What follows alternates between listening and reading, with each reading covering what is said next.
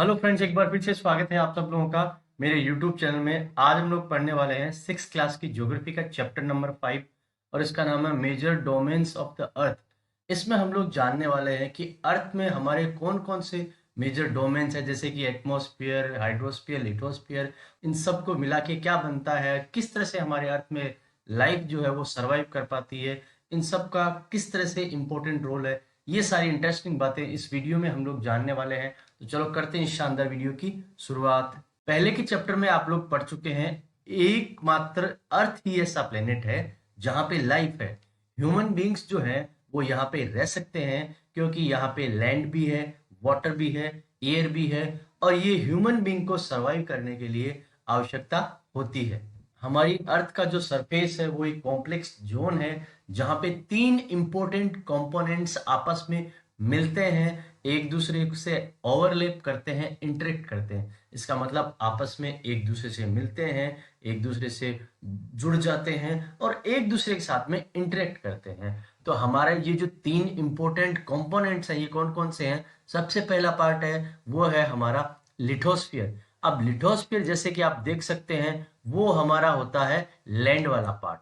दूसरा हमारा जो पार्ट होता है वो होता है हमारा एटमॉस्फेयर। अब अगर एटमॉस्फेयर की हम लोग बात करें तो वो हमारा है एयर वाला पार्ट। इसके अंदर हमारे ऑक्सीजन, नाइट्रोजन, कार्बन डाइऑक्साइड और अन्य गैसेज हैं वो सारी आती है। लेकिन तीसरा जो पार्ट है वो भी बहुत इंपॉर्टेंट पार्ट है, उसके अंदर केवल वाटर आता है और इस वाटर वाले पार्ट को हम लोग क्या बोलते हैं? हाइड्रोस्फीयर। तो हमने जान लिया है कि हमारी अर्थ के अंदर जो सरफेस है उसके तीन तरह के इंपॉर्टेंट कंपोनेंट्स है, वो है लिथोस्फीयर, एटमॉस्फेयर और हाइड्रोस्फीयर। और अगर इन तीनों को मिला दिया जाए, अगर हम हाइड्रोस्फीयर को, लिथोस्फीयर को और एटमॉस्फेयर को मिला देते हैं तो फ्रेंड्स ये बन जाएगा बायोस्फीयर। और बायोस्फीयर एक ऐसा स्पेयर है, एक ऐसी जगह है जहां पे लाइफ पॉसिबल है।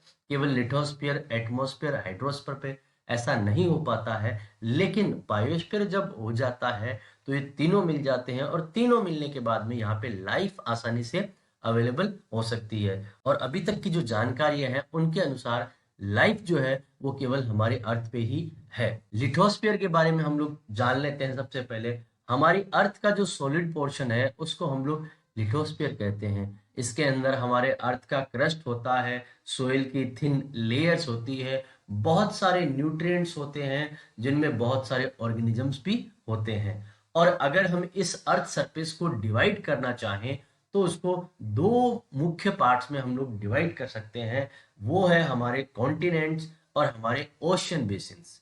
ठीक है, कॉन्टिनेंट्स जो है हमारे लैंड मासेज हैं और हमारा जो वाटर बॉडीज हैं जो कि बहुत विशाल है उन्हें हम लोग ओशियंस बेसिन्स कहते हैं। हमारे जो ओशियंस हैं दुनिया के वो सारे एक दूसरे से कनेक्टेड हैं। आप इस डायग्राम को आसानी से देख सकते हैं, जितने भी यहाँ पे ओशन है वो सारे एक दूसरे दूसरे से पूरी तरह से कनेक्टेड हैं। लेकिन अगर लैंड की हम लोग बात करें तो लैंड जो है वो हमारी आपस में बिल्कुल भी कनेक्टेड नहीं है। कहीं कहीं पे आपको लगेगा कि बीच बीच में कुछ जगह छूट गई है। तो आपने इस डायग्राम के थ्रू जान लिया है कि हमारी जितनी भी वाटर बॉडीज हैं, हालांकि वो अलग अलग ओशियंस में बटी हुई है लेकिन वो सारी आपस में जुड़ी हुई है। और सी वाटर का जो लेवल है वो हर जगह अगर हम लोग बात करें तो बिल्कुल एक जैसा होता है। और इनका एलिवेशन हम लोग, जो इनकी हाइट जो हम लोग मेजर करते हैं वो जीरो से हम लोग मेजर करते हैं और सी के लेवल से हम लोग मेजर करते हैं।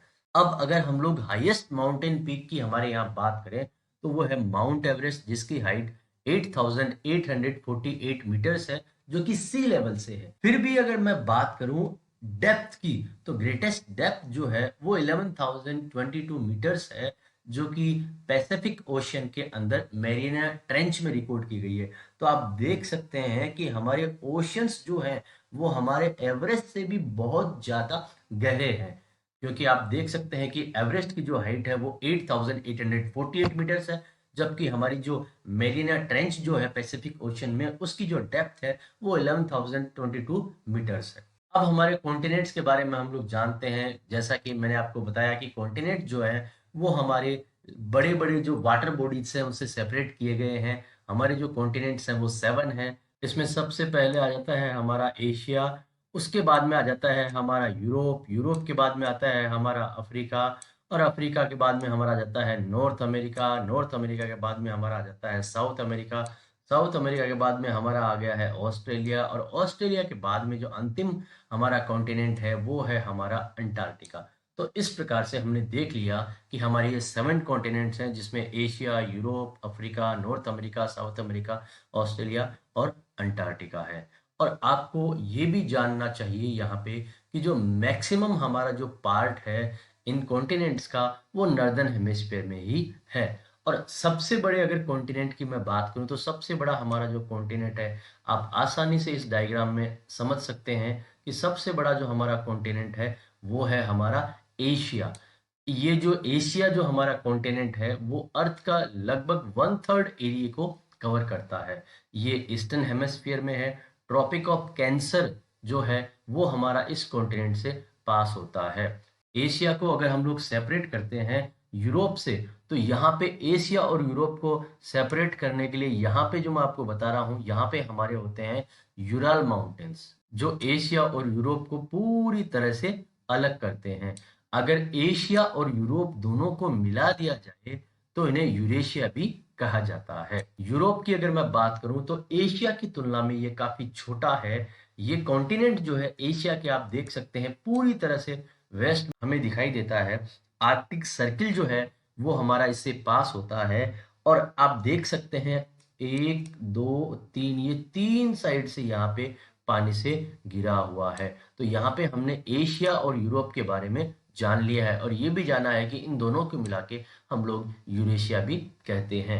अब जानते हैं अफ्रीका के बारे में। अफ्रीका जो हमारा है वो है सेकंड लार्जेस्ट कॉन्टिनेंट। सबसे बड़ा हमारा हो गया था एशिया, और एशिया के बाद में अफ्रीका जो है वो हमारा सेकंड लार्जेस्ट कॉन्टिनेंट है।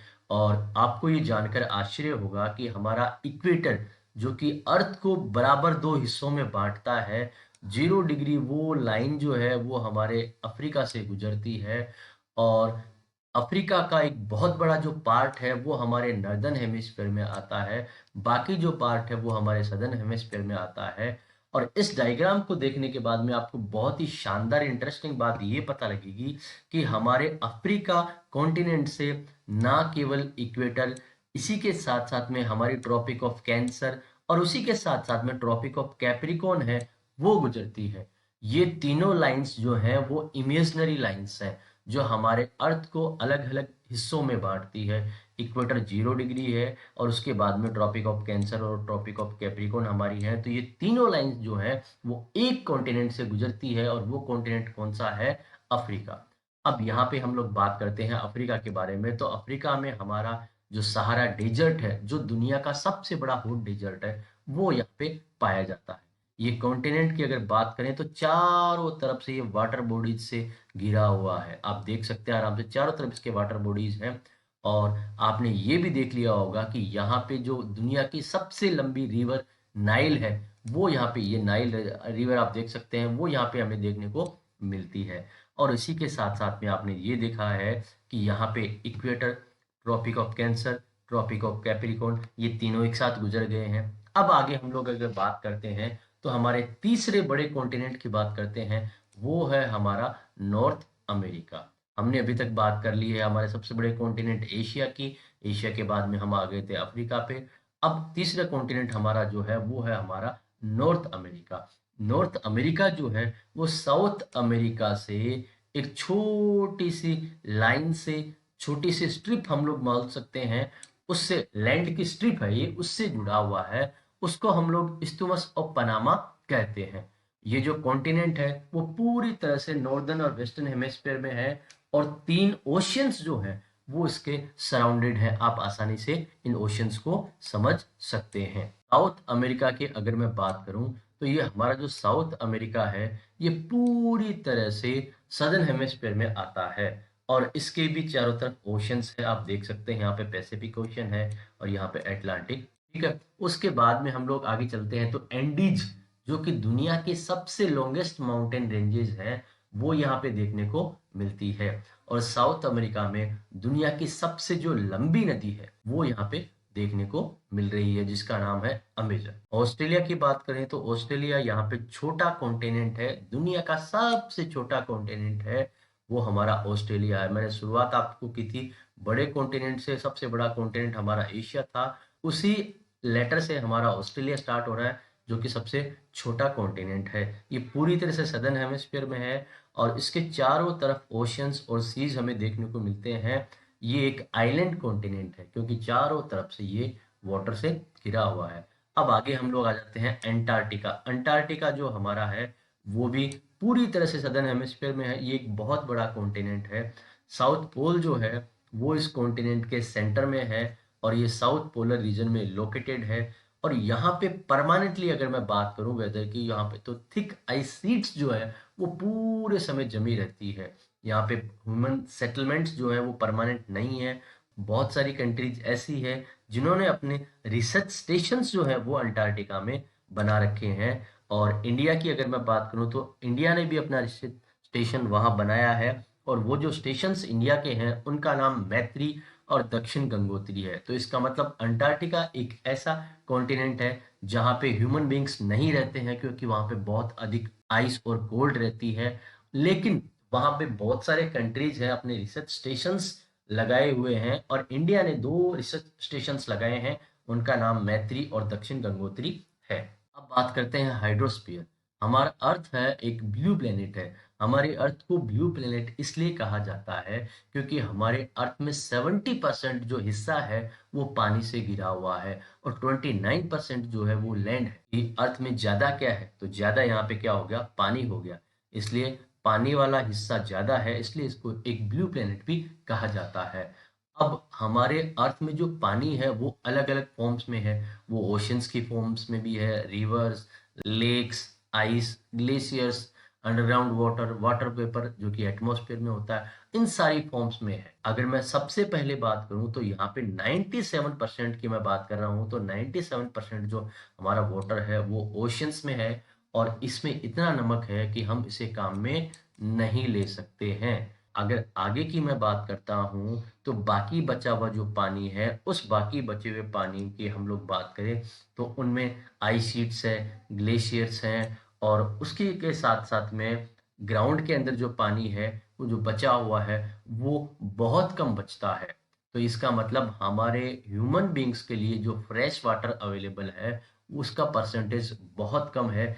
इसीलिए हमारे अर्थ को हालांकि ब्लू प्लेनेट कहा जाता है, लेकिन हमें पानी की बहुत सारी कमी का सामना करना पड़ता है। इसलिए हमें पानी को बचाना है, पानी को वेस्ट नहीं करना है। इसी तरह अगर हम लोग पानी को वेस्ट करते रहे तो आगे आने वाले समय में जो लड़ाई होने वाली है वो इसी को लेके होने वाली है। ओशंस जो है हमारे हाइड्रोस्फीयर के इम्पोर्टेंट पार्ट है। जैसा कि मैंने आपको पहले बताया था, आपस में एक दूसरे से जुड़े हुए हैं।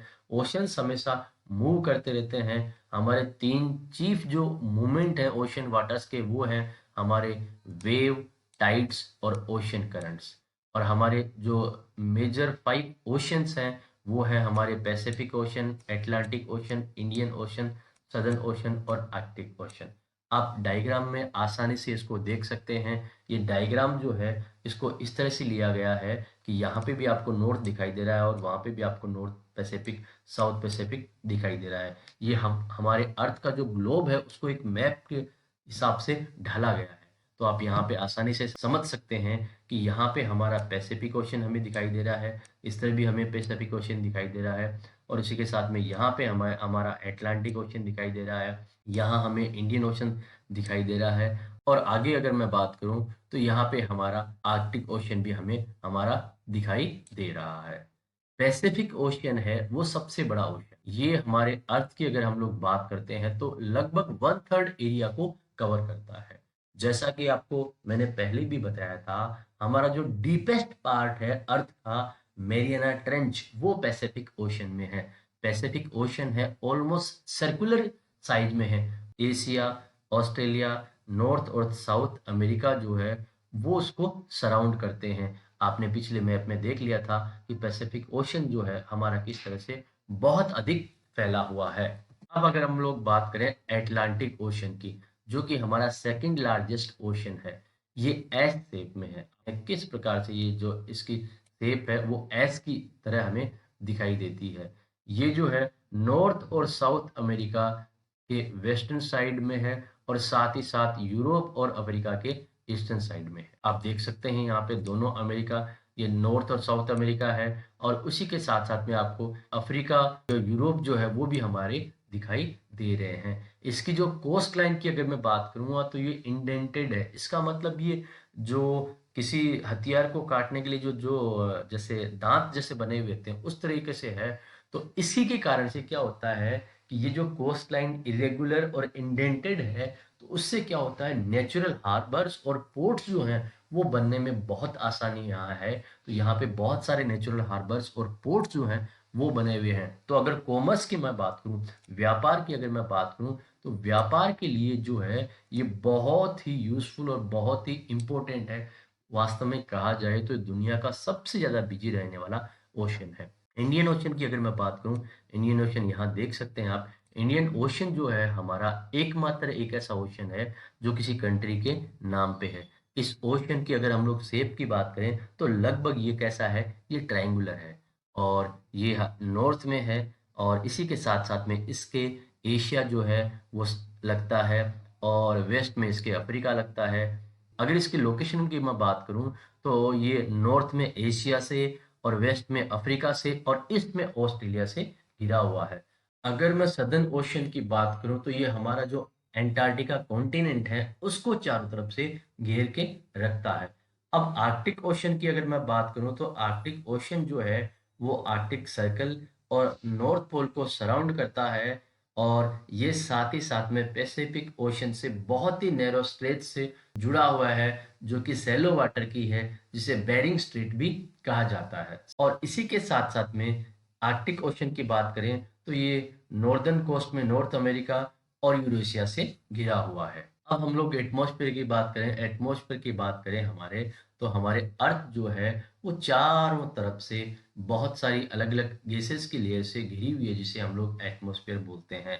ये जो थिन ब्लैंकेट एयर का है वो हमारे जीवन का एक बहुत इंपॉर्टेंट पार्ट है, हमारे प्लेनेट का एक बहुत इंपॉर्टेंट हिस्सा है। इससे हमें वो एयर मिलती है जिसे हम ब्रीथ करते हैं, जो हमारे को हमारी सन की जो हार्मफुल रेज होती है उनके इफेक्ट से भी बचा के रखती है।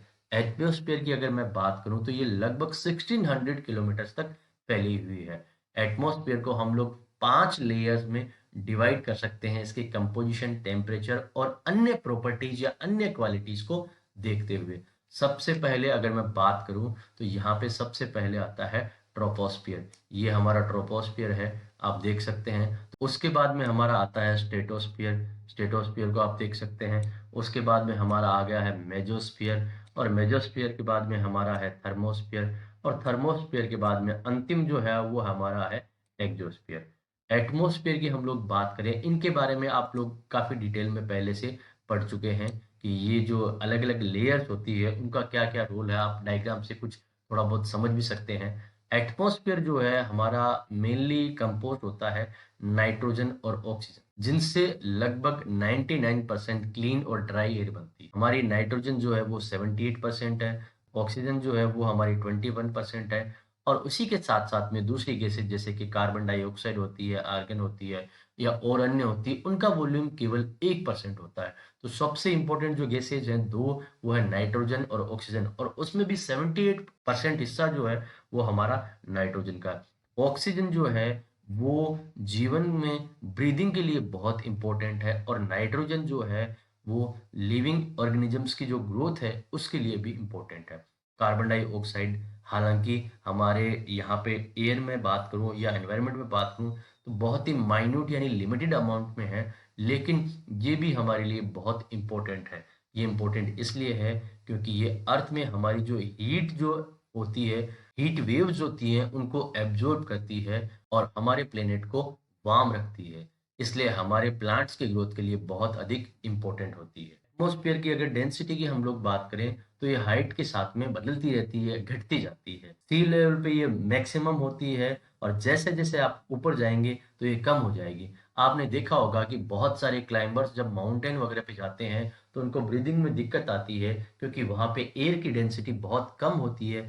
इसी कारण से वो लोग ऑक्सीजन सिलेंडर्स जो है जब भी जाते हैं अपने साथ में लेके जाते हैं, क्योंकि वहाँ पे ऑक्सीजन लेने में उन्हें दिक्कत आएगी, इसलिए वो ऑक्सीजन सिलेंडर्स जो हैं वो लेके जाते हैं। और ऊपर जाते-जाते टेम्परेचर जो है वो भी डिक्रीज़ होता है और एटमॉस्फेयर जो है वो अर्थ पे प्रेशर को डालता है। और ये जो है ये प्रेशर अलग-अलग जगह पे अलग-अलग मात्रा में हो सकता है। कुछ एरियाज़ हैं वहाँ पे हाई प्रेशर हो सकता है, कुछ एरियाज़ में लो प्रेशर होता है। एयर की अगर मैं बात करूँ तो एयर हमेशा हाई प्रेशर से लो प्रेशर की तरफ जाएगी, और जब एयर मूव करती है हाई प्रेशर से लो प्रेशर की तरफ तो इसको हम लोग विंड कहते हैं।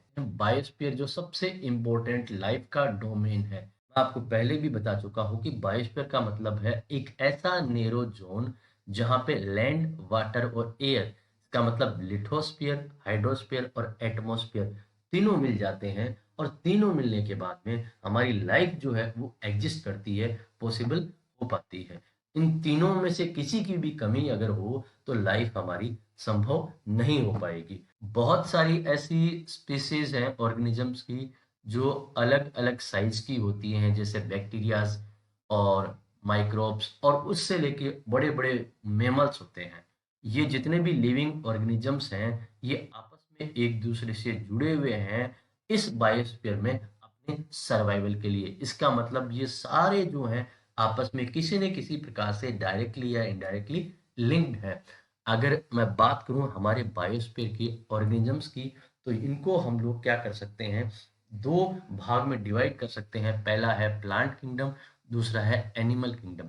ये तीनों अर्थ की जो डोमेन है एक दूसरे के साथ में इंटरेक्ट करते हैं इस प्रकार से कि प्लांट किंगडम और एनिमल किंगडम दोनों सरवाइव कर पाते हैं। जैसे मान लो हमने फॉरेस्ट को काटना शुरू कर दिया हमारी नीड्स के लिए और ज़मीन को साफ करने के लिए या एग्रीकल्चर के लिए, तो हमने यहाँ पे उसका बेनिफिट ले लिया है। उसी प्रकार से अर्थ का सरफेस जो है वो समय-समय पे नेचुरल कैलेमिटी जैसे कि अर्थक्वेक वगैरह उसके अनुसार बदलाव आता रहता है। क्या होता है, अर्थ की जो ये जो अलग-अलग हिस्से हैं वो आपस में बदलते रहते हैं। कई बार जो लैंड है वो वाटर रिसोर्स में बदल जाती है, और बहुत सारे वाटर रिसोर्सेज ऐसे होते हैं जो लैंड में कन्वर्ट हो जाते हैं। आपने देखा होगा कई बार सुनामी आती है तो बहुत बड़े-बड़े एरियाज जो हैं लैंड वाले वो वाटर वाले एरिया में चले जाते हैं, और कई बार क्या होता है वाटर वाले जो एरियाज हैं वो सूख जाते हैं, वो लैंड में कन्वर्ट हो जाते हैं। और समय-समय पे ह्यूमन बीइंग्स भी हैं वो वाटर और लैंड एरिया को अपने अनुसार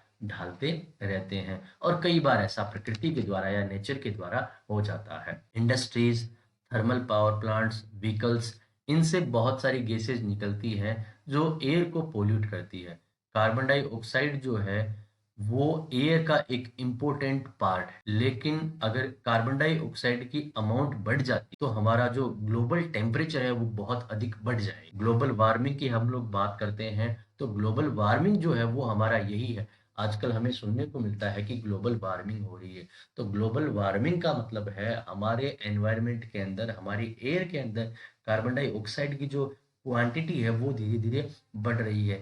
इसलिए हमें इन चीज़ों को लिमिट करना होगा। हमारे अर्थ के जो रिसोर्सेज हैं उन्हें लिमिटेड तरीके से हमें यूज़ करना होगा, ताकि हम लोग ये हमारे जो नेचर के अलग-अलग जो डोमेन्स हैं, जो कि हाइड्रोस्फीयर, एटमॉस्फेयर और लिथोस्फीयर, उनमें तीनों में तालमेल बना के रख सकें। अगर इन तीनों में हमने तालमेल बना के नहीं रखा तो हमारे लिए बहुत अधिक खतरे की ये घंटी हो सकती है। दोस्तों, मैं उम्मीद करता हूँ ये वीडियो आपको पसंद आया होगा। इस सब्जेक्ट के अन्य वीडियोज़ को देखने के लिए, साथ ही साथ इस क्लास के अन्य सब्जेक्ट्स को देखने के लिए प्लीज़ हमारे चैनल को सब्सक्राइब करें। Thank you so much.